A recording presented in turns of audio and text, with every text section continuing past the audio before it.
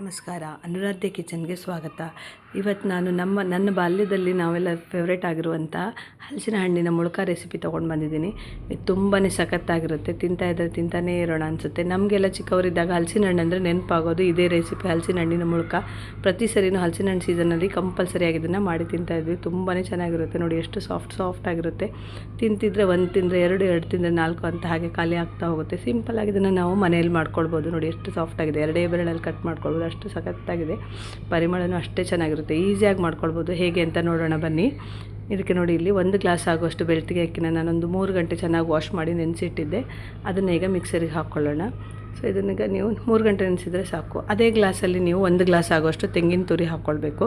ಅಳತೆಗೋಸ್ಕರ ಎಲ್ಲ ಒಂದೇ ಗ್ಲಾಸಲ್ಲಿ ತೋರಿಸ್ತಾ ಇದ್ದೀನಿ. ಇಲ್ಲಿ 2 ಗ್ಲಾಸ್ ಆಗುವಷ್ಟು ಹಲಸಿನ ಹಣ್ಣಿನ ಸೊಳೆನ ನಾನು ಹಾಕ್ಕೊಳ್ತಾ ಇದ್ದೀನಿ. ಮತ್ತು ಒಂಚೂರು ರುಚಿಗೆ ಒಂದು ಅರ್ಧ ಸ್ಪೂನ್ ಉಪ್ಪು, ಒಂದು ಅರ್ಧ ಗ್ಲಾಸು ಬೆಲ್ಲ ಹಾಕ್ಕೊಳ್ತಾ ಇದ್ದೀನಿ. ಮತ್ತು ಒಂದು ಪರಿಮಳಕ್ಕೋಸ್ಕರ 2 ಏಲಕ್ಕಿ ಹಾಕ್ತಾಯಿದ್ದೀನಿ. ಇದನ್ನೆಲ್ಲ ನಾವು ನೀರೇನು ಹಾಕದೆ ರುಬ್ಕೊಳ್ಬೇಕು, ನೈಸಾಗಿ ರುಬ್ಕೊಳ್ಬೇಕು. ಆಗಲಿಲ್ಲ ಅಂದರೆ ಸ್ವಲ್ಪ ಅದನ್ನು ಇದರಲ್ಲಿ ಒಂದು ಸೌಂಟಿನ ಸಹಾಯದಲ್ಲಿ ಮಗ್ಚಿ ರುಬ್ಬಿ. ನೀರು ಹಾಕೋಕ್ಕೆ ಹೋಗಬೇಡಿ, ಆದಷ್ಟು ನೀರು ಹಾಕದೆ ರುಬ್ಲಿಕ್ಕೆ ಟ್ರೈ ಮಾಡಿ. ಇನ್ ಕೇಸ್ ಆಗಿಲ್ಲ ಅಂತ ಸ್ವಲ್ಪ ನೀರೇನಾದರೂ ಹಾಕಿದರೆ ಪರವಾಗಿಲ್ಲ.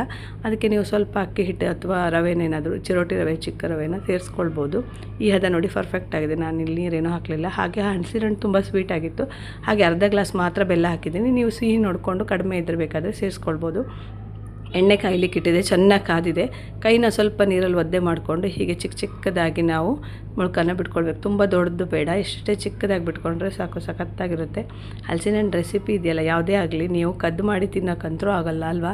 ಏನು ಮಾಡಿದರೂ ಅದರ ಪರಿಮಳ ಎಲ್ಲ ಕಡೆ ಸ್ಪ್ರೆಡ್ ಆಗ್ತಾ ಹೋಗುತ್ತೆ. ಇದು ಮಾಡ್ತಾಯಿದ್ರು ಹಾಗೆ ನಿಮ್ಮ ಅಕ್ಕಪಕ್ಕದವರಿಗೆಲ್ಲ ಗೊತ್ತಾಗುತ್ತೆ ಏನೋ ಸ್ಪೆಷಲ್ಲಾಗಿ ಹಲಸಿನ ಹಣ್ಣಿಂದ ಮಾಡ್ತಾಯಿದ್ದೀರಾ ಅಂತ. ತುಂಬಾ ಚೆನ್ನಾಗಿರುತ್ತೆ. ನನ್ನ ಪ್ರಕಾರ ಹಲಸಿನ ಹಣ್ಣು ಮುಳುಕ ಹೆಚ್ಚಿನವರಿಗೆಲ್ಲರಿಗೂ ಇಷ್ಟ ಆಗುತ್ತೆ. ಯಾಕಂದರೆ ವರ್ಷದಲ್ಲಿ 1-2 ಸತಿ ಮಾತ್ರ ತಿನ್ನೋಕ್ಕೆ ಸಿಗೋದಲ್ವ.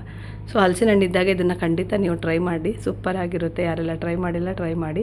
ಚೆನ್ನಾಗಿತ್ತು, ಹೇಗಿತ್ತು ಅಂತ ಕಮೆಂಟಲ್ಲಿ ನೀವು ತಿಳಿಸೋದನ್ನು ಮರಿಬೇಡಿ. ಸಖತ್ತಾಗಿರುತ್ತೆ. ನೋಡಿ, ಈ ಥರ ನಿಧಾನಕ್ಕೆ ನೀವೇನು ಮಾಡಬೇಕು, ಕಾಸ್ಕೊಳ್ಬೇಕು. ಹಾಕಿದ ತಕ್ಷಣ ಮಗ್ಚ್ಕೊಳ್ಬಾರ್ದು. ಹಾಗೆ ನಿಧಾನಕ್ಕೆ ಸ್ವಲ್ಪ 1-2 ಮಿನಿಟ್ಸ್ ಆದಮೇಲೆ ಮಗ್ಚಿ ಈ ಥರ ಹೊಂಬಣ್ಣು ಬರೋ ತನಕ ನೀವು ಕಾಸ್ಕೊಳ್ಬೇಕು. ಹಾಕಿದ ತಕ್ಷಣ ಮಗ್ಚಿದ್ರೆ ಎಲ್ಲ ಸ್ಪ್ರೆಡ್ ಆಗಿಬಿಡುತ್ತೆ. ಸಾಫ್ಟ್ ಇರುತ್ತಲ್ವ ಅದು. ಇಷ್ಟ ಆದರೆ ಸಾಕು. ಪರ್ಫೆಕ್ಟಾಗಿದೆ. ನೋಡಿ ಎಷ್ಟು ಸಖತ್ತಾಗಿದೆ ಅಂತ.